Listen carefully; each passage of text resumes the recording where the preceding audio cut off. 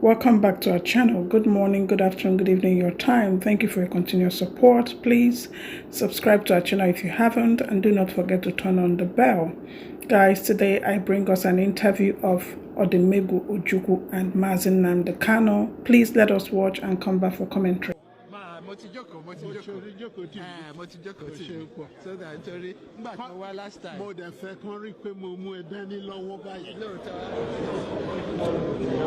I've always been told my English was quite clear. I don't need to explain further. There would be a breakdown of law and order. That's what they're begging for. I just wanted everybody to know that I'm not too old to shy away such responsibility if it comes. That's all. How can you take a people like the Ndibo and try and to impose on them a leadership? It's not possible. It was possible before, but after Biafra, no. Everybody knows that.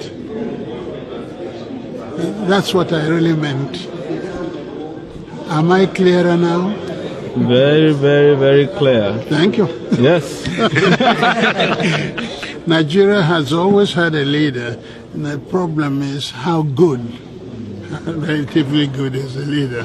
What leaderless? Oh no, Nigeria has always had a leader. Am I part of the leadership of Nigeria? I thought that door was closed, and I was caught on the other side. So I don't count when it comes to that. And that is one of the problems that Nigeria has. Was that why you didn't sign that petition? No, I didn't sign. Okay. It wasn't necessary. But let's get this quite straight. The president is supposed to be sick. If that is so, I wish him quick recovery. If it is not so, I wish him out of the chair. Have I made myself clear now? You're very clear. I mean, if he's sick to the point that he can no longer continue, what would you expect of him to do? And that's why I'm asking you why you didn't sign this petition. I would want him to say so, to admit it and say so. Are you going to run for office again? Oh, forgive me. Yes. Wait and see. Okay? Wait and see. Thank you. I am a young man. That is fine. Wait and see. Why are you still fighting the struggle to have independence for Biafra? We are fighting for independence, not fighting physically with guns and bullets. We are fighting in terms of our agitation. We are fighting in terms of our belief. We're fighting in terms of our consistency to ensure that we are free. Because we're not free. As a free people, we can afford to make life better for our people. Right now, we can't do that because of how Nigeria is structured and because of the very flawed foundations upon which Nigeria rests. You called for a referendum latest this year, November, you said, I think. Yes. If that doesn't happen, what's the way forward? Because the way it looks like the government will definitely not agree to that. Then there'll be no elections in Biafra land. No more elections here. They can put whoever they like in office. They can do whatever they like with their political positions. We will not engage in any political process. You said it's a peaceful struggle, but yes. There are some videos of you appearing in the past, especially abroad, in particular in one conference in the US, where you said you need weapons to defend yourself, you need guns and ammunition. How can we understand that in the context that you're saying it's a peaceful struggle? I'm sure you've heard about the Fulani headsmen killing people all over the place. Have you heard about it? Of course. Exactly. So how do you intend to defend yourself against Fulani headsmen without guns and bullets? They've been killing our people, raping our women, destroying crops in the farms, and no one does anything about it. Is that how human beings are supposed to live? So, and you have the right to arm yourself and defend yourself with arms in that context? Self-defense is recognized even by all the known laws at the UN. Is that not correct? We have the right. If somebody were to barge into this very interview now wielding a machete or an AK-47, are you suggesting we should let them get away with it? You were detained for almost 2 years from 2015 on, and actually there was no trial. No trial ever happened, and despite several court rulings that said you were supposed to be released, you were not released. Yes. Do you think you were treated in a fair way by the government? Or rather also by the justice system?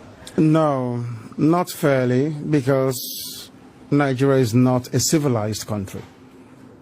People behave like animals. They are not reasonable enough. They are not disciplined enough. They are not mentally developed enough to run a transparent civil society.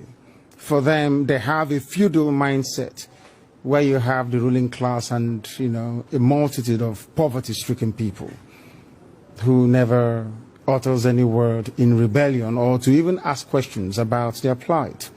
That is one thing we are determined to challenge. Don't you think you insult a lot of Nigerians with that? I'm being very kind, to be honest. I could have used far more harsher words to describe them. I'm being very kind. So generally you don't think very positive of your countrymen then, obviously? They are not... When you say positive, no, as individuals, perhaps there are a few good people amongst them. But as a collective, it's an absolute mess. And you can see for yourself. Didn't you go through the roads and see how horrible they are? Didn't you see how unkempt everywhere is? How filthy and dirty everywhere is? That is the product of a Nigerian system that is uniquely backwards, even by the very third world standards of Black Africa. That's the fact, and people must face up to it. Well, I traveled in the north quite extensively, and I went to very remote areas sometimes where you would still find Igbo people living there, peaceful together with communities in the north. Don't you sometimes think that you might endanger their peaceful coexistence with the communities there, that they might get into trouble with that?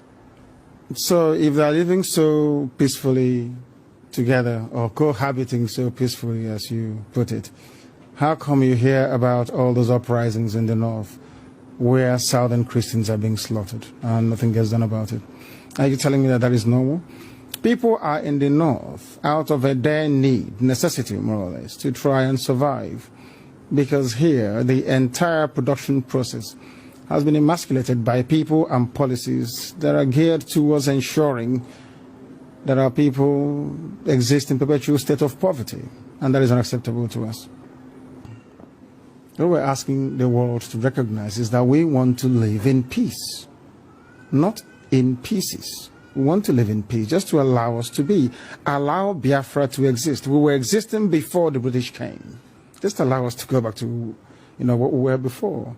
No African came to Europe to create countries. So for somebody to just come in here and say, you, from today, your name is Nigeria, is simply laughable. Guys, you can hear from Ojukwu, God rest his soul, that it's problem when people are not listened to, and why he never signed that petition. He fought for Biafra, yet. And here is also Nnamdi Kanu still speaking on what he believes in when referendum was asked for and it was not given. Most of the things that are happening now would have not happened. Nnamdi Kanu speaks fearlessly and he believes in Biafra.